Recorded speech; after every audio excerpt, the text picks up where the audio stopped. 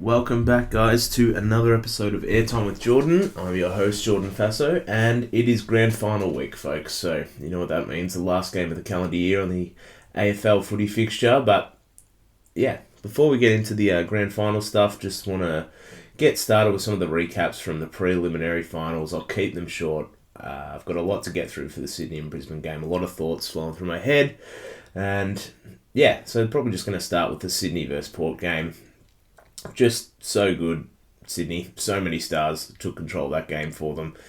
You know, I think watching Tom Papley during that game, he's just the quintessential lippy small forward in the mould of Stephen Milne, and I love it. He really gives Sydney some identity, I think, up forward, and they look like a different team when he's playing as well. Obviously, they have a lot of other stars in the team. That being said, I think that Papley is absolutely very important to what they do, and he's just one of those players that if he was on your team, he'd probably be your favourite player, and if he's not on your team, you're probably going to hate him a little bit, but I tend to love those guys. Maybe not quite Hayden Ballantyne back in the day, but yeah, I think Papley is leaps and bounds better player than that anyway, so you've got to respect him on another level, I guess. But just Port quickly. They really just couldn't bring it after the first 10 minutes, and I'd be lying if I said I didn't enjoy that. So enjoy Barley, Ken Hinkley, because this Salty Hawks fan would like to point out that you won the same amount of finals as Hawthorn this year, so just had to sneak that one in. But yeah, Sydney too good. Isaac Heaney, again, just unbelievable. He just shows why he's probably the best player in the game at the moment.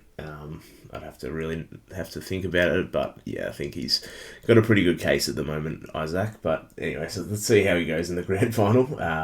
On the Geelong and Brisbane side, it was probably, quite possibly the best game of the year, and the Lions did it again. They've come from behind, and it looked like Geelong, after Dangerfield kicked that goal at the start of the third quarter, that it was going to be all over for Brisbane, but they just kept knocking down the door, and that avalanche in the second half was pretty impressive, and there was a few of their big names that led that. Cam Rayner was good, Zach Bailey got moving as well, and it was a really good performance by Brizzy, and I've knocked them for their consistency in the finals, but they've again proved me wrong 2 weeks in a row now. So a bit of carnage out of the game. Big Oscar went down, and I thought that they were going to be pretty much done if he was out of the game. He's pretty pivotal to what they do, and probably I'll touch on that a bit more in the Sydney and Brisbane preview. But then the same sort of thing happened to Geelong when Max Holmes went down.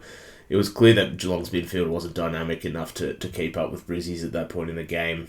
Josh Dunkley limited Dangerfield pretty well, I thought, and then without Holmes, it was just one-way traffic in the middle.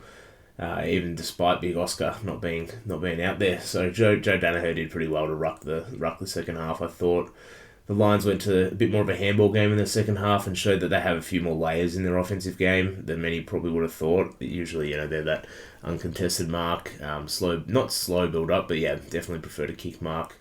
In the second half, that definitely wasn't the case, and they switched it up, and it really took the Cats by, I don't know about surprise, but yeah, they just couldn't combat it for whatever reason. And yeah, Geelong as well. I just didn't think they got enough from their stars, and Tom Stewart, Jeremy Cameron, and Danger when it mattered the most, and their consistency throughout the year has been pretty good. I thought Jeremy Cameron's a little bit up and down sometimes, and Dangerfield I thought played into form late in the season. Tom Stewart's Tom Stewart, so it just didn't feel like those guys dominated the way they needed to when it mattered the most. And the Brisbane Stars, on the other hand, really took a hold of the game, and that's sort of where the difference was. And I think that comes down to, in finals, stars' performances matter the most. If you can have a good system and stuff, but, a team that is going to have their stars playing the best, that's probably what's going to get a lot of teams over the line at the end of the day, and that's why they get paid, I guess. And yeah, I guess that's what I'm going to be sort of focusing on a bit more in the grand final preview, is some of the matchups and where I think teams can get a bit of a lead on each other in terms of those individual matchups. So that being said, condolences to Geelong and Port to a lesser degree. Sorry, Port. But let's get stuck into the grand final. The day that everyone's been waiting for. It's why we do all this, and it's Sydney and Brisbane. So just in general, you guys know the structure that I'm going to go through. I'm just going to go through the general sort of thoughts between both teams, and then we're going to get into some of the determining factors for the game. And then finally, I'll give my predictions for the game and the expected outcomes based on those factors. So let's get stuck in. And yeah, I love that we have two non-Melbourne grand finalists. It makes it sort of an even playing field, although some Melbourne people will probably try and claim that it is South Melbourne versus Fitzroy in the grand final. So be on the lookout for those sort of guys on the grand final day. They're a bit sus. They're definitely not Melbourne teams anymore. We're not claiming them as such. And on the year, they've met once in round 19 at the Gabba. Brisbane won by 2 points. So it's a pretty recent game, and the notable absences from both sides in that game compared to what we can expect on grand final day is James Rowbottom and Justin McInerney didn't play for Sydney. And both of those guys are huge for what they do. I'm sure I'll touch on them in a minute, but then on the Brisbane side, some of their notable absences were Noah Ainsworth and Jack Payne as well.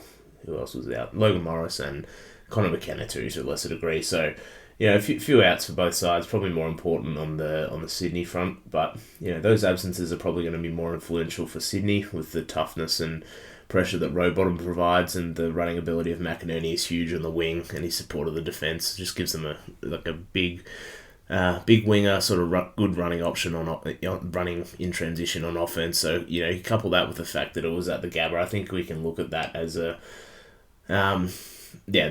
sort of conditions sort of were set a bit more for the Lions to win that game, especially with the form they were in at the moment. But they still won it, so it's a data point we could look at, and yeah, it's an interesting one. And I think given the fact it wasn't that long ago, it might be important. But some of the determining factors, let's get into it. And off the top, let's talk about some of the looming injuries. Oscar McInerney has been ruled out, obviously.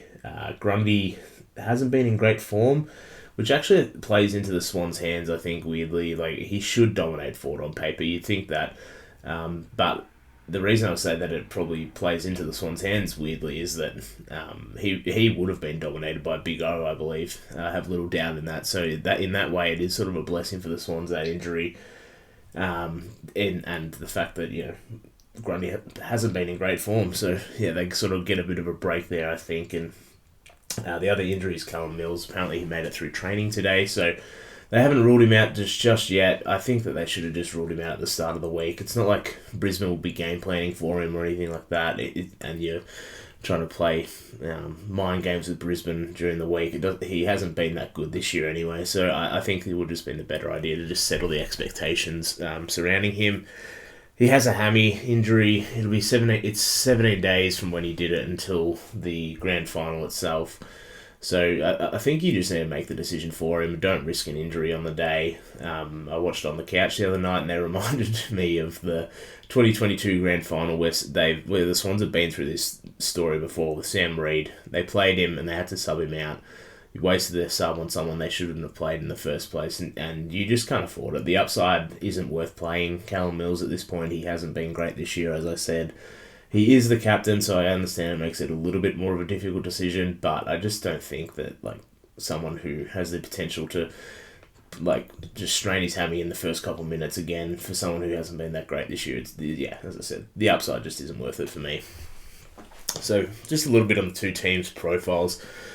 I think everyone sort of understands what these two teams are made up of. They've got stars either side, and both teams have great midfields. Brisbane give themselves the volume sort of edge. They're first in total clearances, whereas the Swans are 12th in total clearances, average on the year. Sorry, but the Swans give themselves the quality edge in that sort of factor, where they're third in scores from stoppage, and Brisbane are sixth. So they're a lot more potent when they get the ball, whereas Brisbane give themselves a lot more opportunities. So both teams will need to take care of the ball as well and get it to their best users consistently, because the Swans are first and Brisbane are third in scores from turnover this year. So that both teams make their opponents, will punish their opponents for turning the ball over.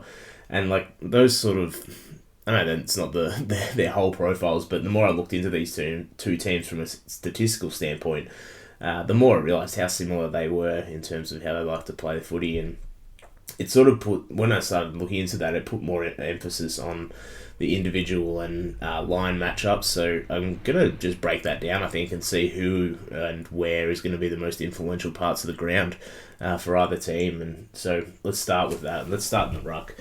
As I said, I touched on a little bit with Oscar. As I said, Grundy should win, but I think Ford is actually pretty solid around the grounds too from when I've watched him. I think, Sydney, you could probably chalk this one down to a Sydney win in the ruck, but Fort just sort of has to go in with the mindset of, like, what do I have to lose? People probably expect this to be a win for Brodie Grundy, but I think Darcy Fort has a chance here to take advantage of Grundy, who, as I said, has struggled over the back half of the year, and, you never know how that might play out in the grand final, and a bit of an underdog situation in the ruck, I think, but, I hope, just wonder how much Darcy Fort has to offer, I guess, at this point in the year. It's a big game to come in for when you haven't played for however long, and big shoes to fill in, Oscar McInerney. But we'll see how he goes. As for the midfields, what a matchup. There's stars everywhere. Brownlow fancies on both sides. Congratulations to Paddy Cripps, by the way. But, let's start with the guy that caught my eye the most, and who is probably one of my favourite players to watch at the moment as well, Errol Goulden. Brisbane just cannot let Goulden get the ball in space like he did against Port. Otherwise, he's going to be able to deliver it to his forwards all day long, and it won't really matter who matches up on the Sydney forwards if Errol Goulden is given that time and space to deliver the ball. I'm not necessarily sure who's going to do the job here without hurting their own game, because you're probably going to, as I'll touch on in a minute, you're probably going to tag Heaney and Warner maybe before you touch Goulden, although I would not be doing that necessarily. I think you probably should go after Goulden. He just has to be the best field kick of recent vintage. He just consistently gets the ball to his teammate with the most direct path. He's those hard, low kicks that he just drills from anywhere inside 50. It's just a freak to watch with the ball in hand. And Brisbane are going to have their hands full if he gets north of 25 touches. I think it's going to be pretty damaging touches there. Cam Rayner, I think we saw in the second half against Geelong that he spent a little bit more time in the midfield than he normally probably would. I'd have to look into the actual splits of where he played, but I think they start him up forward, but he can sort of be Brisbane's Heaney in there to a degree. I don't know if he has the tank for it to do that all game. He only needs about a half of footy like he did to Geelong the other day. He has the ability to kick some goals, provide that power and size around the contest to compete with Heaney's size and power as well. So, I think they can try to overwhelm Sydney in those minutes if they play Dunkley in there as well. That's potentially an option for them. Just the size of those guys might be put them over the top for a few minutes here and there, which could get them with the momentum going forward. So one to watch for them. And I liked the use of Rayner last week up around the ball and around the contest. Lockie Neale as well, obviously every year he's a Brownlow contender, so nothing needs to be said about him. But Neale, is obviously carrying this injury, his foot injury. He hasn't looked the same, at his best or anything, but he did look solid against Geelong, I thought. And he just needs to stay that way. He just needs to stay solid and keep the Swans midfield honest, I think, on him. I don't think he's capable of his best with whatever is happening with his foot, but I think the Swans are still going to have to respect him, and you can't just assume that he's not going to have an impact. And he's someone that they have to look out for still.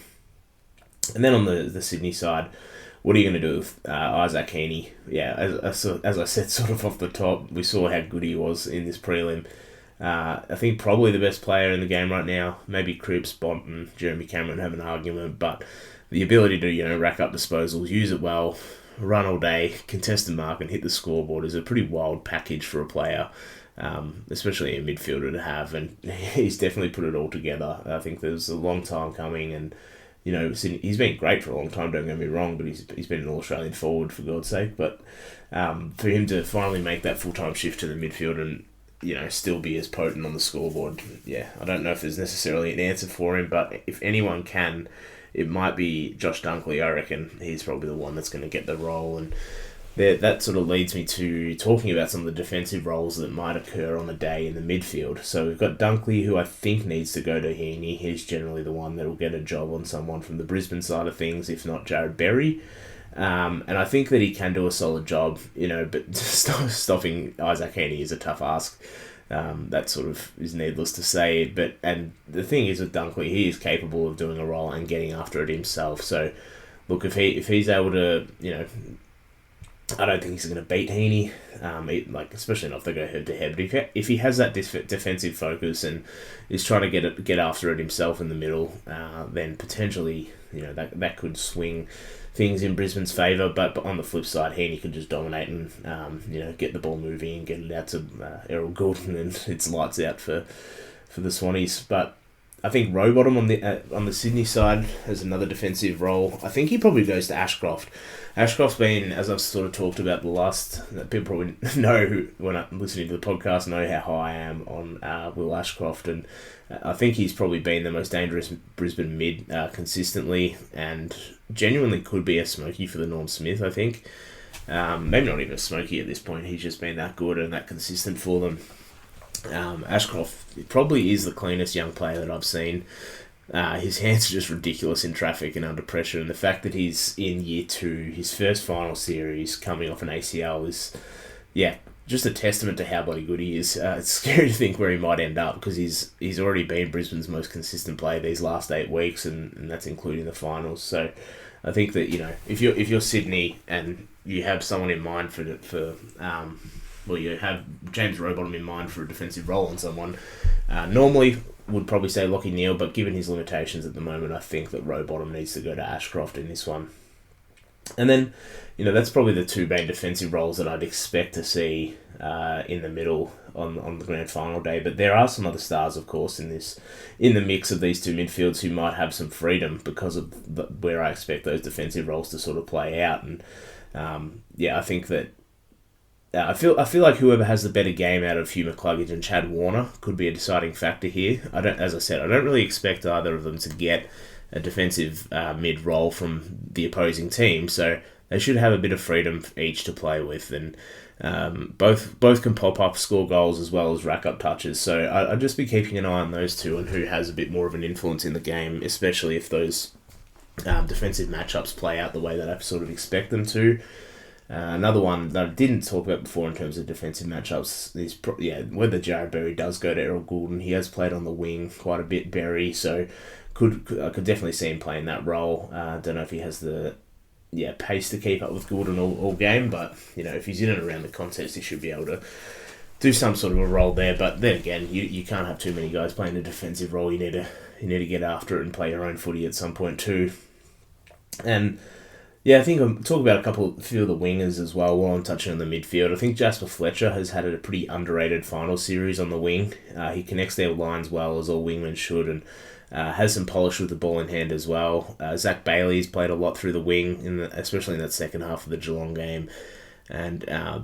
And he gave them some run and decision making to trigger a lot of their corridor entries, which they love to do. So if you see Brisbane darting back into the corridor after they exit defensive 50, a lot of the time Zach Bailey might be involved there, or Zorko.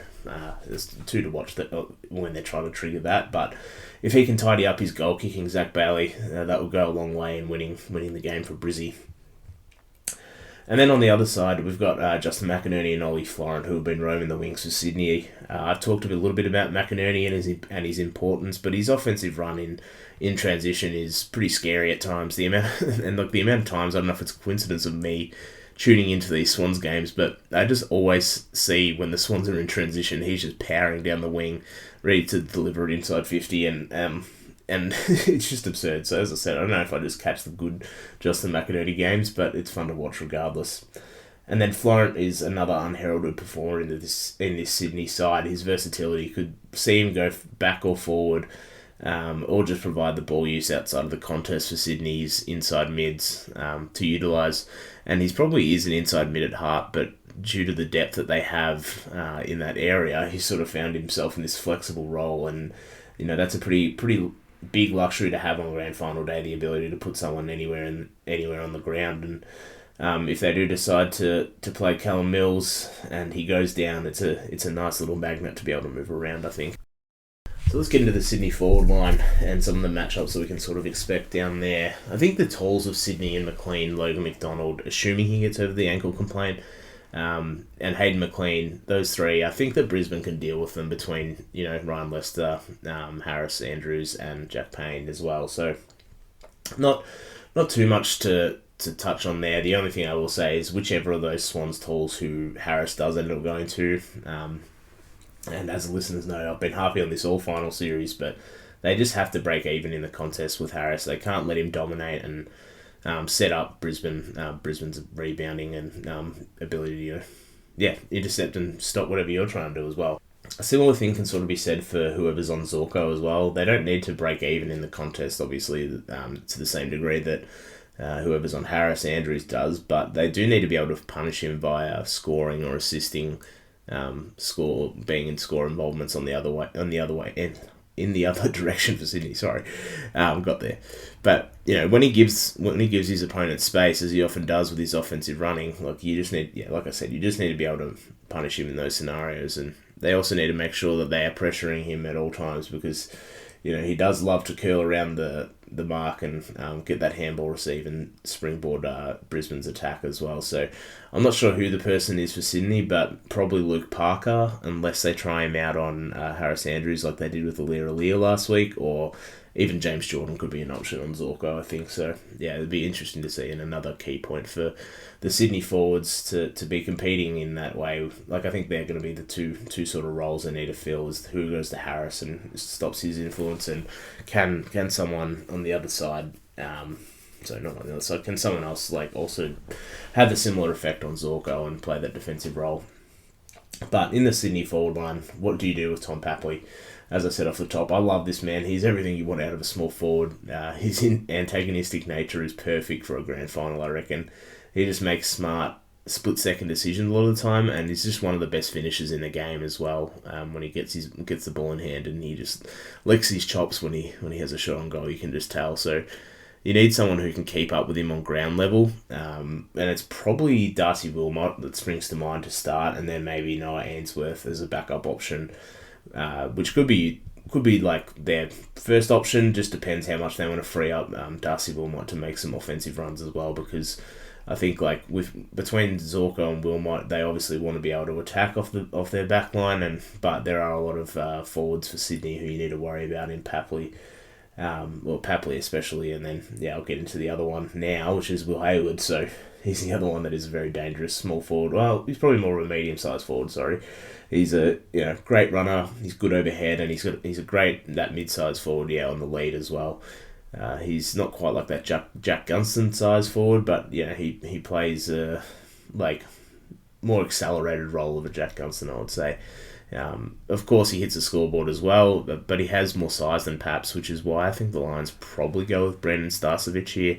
I think Starcevic has to be one of the best small to mid-sized defenders in the league. He rarely gets beaten. He only gets beaten 21.1% of the time in one-on-ones, and when you consider the quality of the guys that he's playing on each week, that's a pretty wild rate to achieve. So I think that, I think Brisbane are probably going to go with Starcevic on Hayward here, and it'll just be interesting to see if those two matchups specifically, the Hayward and the Papley ones, are going to be pretty big deciders, because if the Sydney midfield's able to hit the scoreboard, they will still need to rely on Papley and Hayward to kick a winning score too, I think. So if Starcevic and Ainsworth and Wilmot, between the three of them, do the job on Papley and Hayward, then that's going to go a long way. But if Hayward and Papley, on the other hand, are able to beat those guys, I think that it could be a long day for the Brisbane backline. Now let's get into the Brisbane forward line matchup. So, they've showed the Brisbane in general, not necessarily their forwards, they've shown the ability to score in a few different ways over the last couple of weeks, and I'm not sure Sydney have those different gears that they can hit, but I think the Swans' top gear is probably a bit more potent in terms of, when the Swans get their game going. I think that they can probably score a bit better, but Brisbane have a bit more flexibility to their game. So that being said, the two big boys, Joe Danaher needs to perform, and it just can't be a game. It can't just be a game where you're just wondering, where's Joe? What's he doing? This is some strange stuff he's putting out there, and the same goes for Eric Hipwood. He's probably a little bit less erratic, I guess, but he's just the same sort of level of inconsistency can plague them both. I think that they both have the potential to tear it apart on the day, and the Lions look like the best team in the league if they're going well. I've spoken a lot about the Lions small forwards and how dangerous they all are in Charlie Cameron, Zach Bailey, Cam Rayner, and Kai Lohman, but when the two big boys are up and firing, they're damn near impossible to stop with all that talent in the forward line, especially if they're kicking straight. I'm not going to harp on about that. Everyone knows how much I've talked about that the last few weeks, and it hasn't come back to bite them yet. So I think, the matchups I expect for the two big boys are probably Malikan on Hipwood and McCartan on Joe, which will leave Dane Rampy to play off the less targeted Logan Morris up forward. So if Hippie and Joe are able to dominate, it makes Rampy's life pretty difficult, and it's all the more important for him to be at his best. So I think Dane Rampy he has dropped off a bit this year from his prime. There was a stage in his prime where he just would not lose a contest against the tall or a small. It didn't matter who he was on; he was just going to win that matchup every week. But that being said, it is one day, and he could reach that level again. So if he's able to do that and shut down some of the he's good in the air and on the ground, Dane Rampy. Like, he's good at providing a contest and spoiling, but then he's also good at cleaning up at ground level. So, if he's able to dominate on those fronts in the Swans back line, and Joe Danaher and Hipwood aren't able to get up and about and put Brisbane's forward line over the top, then it could go a long way to deciding the game, I think, as well. Kai Lohman has been a pretty tough matchup for pretty much all year now. I think his game, for people who maybe haven't seen as much Brisbane, he's probably got a similar game to Bobby Hill. I think that he's dangerous in the air, he's dangerous around stoppages inside 50, and when the ball hits the ground, he's got a lot of shake to his game as well. I think, obviously, he's bigger than Bobby Hill and hasn't done it for quite as long, nor at the heights. Obviously, Bobby Hill winning the Norm Smith last year, but I think that you could see him having that type of grand final performance, potentially, in Kai Lohman. I don't know necessarily who the best matchup is for him. If Mills was healthy, then potentially him, but I'd have to guess it would probably be Matt Roberts if he holds his spot. We'll go to Kai Lohman. He has some size to affect him, and I can't see them wanting to put a Jake Lloyd type on Kai Lohman due to some of the physical limitations, and the Swans will probably try and free up Jake Lloyd going the other way anyway, so probably don't want him on the most one of the most dangerous small forwards. But as I said, Brisbane have a lot of them, so it's going to be a good luck to trying to figure out those matchups for their end. I think Harry Cunningham did a great job on Willie Rioli last week, and I think I thought, for me, he's probably the choice to go to Charlie Cameron. He has the pace, and he's one of those guys that's just a master of the defensive dark arts, those little jab pushes, the mini holds, and just generally steering his opponent. I think Harris Andrews on the other end is also a master of those dark arts, but I think, all things I'm sure Charlie Cameron will be absolutely thrilled about, but again, just another dangerous small forward that the Swans need to be keyed in on, and I think given Harry Cunningham's form, he's probably the one that's going to go to Cameron after his performance last week. I think Cal Archie has played perfectly the last couple of weeks. Still doesn't get talked about enough, and I think he has a chance to get another big scalp this week and playing a slightly defensive role on Nick Blakey. It seems like a likely option to play a defensive role there, and for him, it just seems like that's the sort of best role for him in the forward line, because he has the ability to sort of expose his opponent with his marking. He's able to contest, and that's why I thought he'd be a good matchup for Tom Stewart last week. The thing I love about him most is he can play small, tall, has good ground ball skills, and hits the scoreboard. And like I said, if he's playing that defensive role, then it's a huge win to still get that two-way production from him in the forward line. He probably doesn't have the name recognition to win a Norm Smith, but he absolutely could play a role that has a big is a huge factor in deciding who wins this game. And then for Sydney as well, we have to worry about Cam Rayner and Zach Bailey as they rotate through the forward line, which makes the matchups pretty difficult at times and probably hard to keep track of if you're a Sydney defender. You're going to have to be keyed in at all times on where those guys are, and I think you can just you're going to have to just figure it out on the fly a bit more and have those few matchups that I spoke about just then relatively set, and then, shift some players around depending on who's on the ground and who's in the forward line. But maybe one option there is trying to free up Nick Blakey. if Archie is going to him, maybe try and put Blakey on Cam Rayner and get him as the loose behind the ball, because those guys, love to run up onto the stoppage and give Brisbane an extra player there sometimes, and or just, in transition. So I think that, being able to free up Nick Blakey down back, or even Rampy, could be the option for that role too on one of those two guys. You need someone with the footy IQ to track them when they are running back inside 50 and make the decision on when to pick them up as well. So, it's going to be an interesting sort of chess match between the coaches and see which matchups and who goes where all over the ground. But that being said, let's get into my expected results. For me, I think we've made it. We've gone through the interesting matchups of the biggest day on the footy calendar, and I for one cannot wait for it to play out. So hopefully this has been a useful guide for the things you can sort of expect on the day, and I've illustrated what things will or could influence the outcome. So now for my predictions, I guess. And I think in a roundabout way of getting there, I think the Lions' best is better than Sydney's. I also think that the Lions have the momentum of playing at a higher level over the last 2 weeks. I might be shortchanging the Swan performance against Port a little bit, but having that extra week off, the easy prelim, just makes me question just slightly if they're ready for the heat of a grand final compared to Brisbane, who are coming off a couple matches of being a bit more battle-tested.